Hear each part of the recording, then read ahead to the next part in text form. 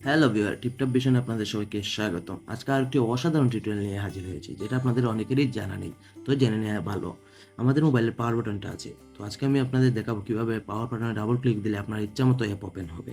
তো বন্ধুরা, কথা না বলে চলে নেন। যারা এখনই আমার চ্যানেলটাকে সাবস্ক্রাইব করেনি তারা তাড়াতাড়ি সাবস্ক্রাইব করে নিন। তো দেখে নেওয়া যাক। প্রথমত সেটিংয়ে ক্লিক করবেন, একটু স্ক্রল করবেন অথবা সার্চ করতে পারেন।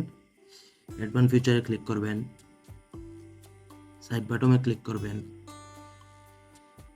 ওপেন অ্যাপ ওখানে ক্লিক করবেন। এখান থেকে আপনার ইচ্ছা মতো যে কোনো একটি অ্যাপ সিলেক্ট করতে পারেন পাওয়ার বাটনে। তো আমি ফেসবুকটা সিলেক্ট করলাম। ডাবল ক্লিক করলেই ফেসবুক ওপেন হয়ে যাবে। খুব সহজেই ডাবল ক্লিক করুন, ফেসবুক ওপেন হয়ে যাবে। আপনার যে কোনো ইম্পর্টেন্ট সফটওয়্যারটা যদি এক ক্লিকে আনতে চান তাহলে পাওয়ার বাটনে সেট করে নিতে পারেন।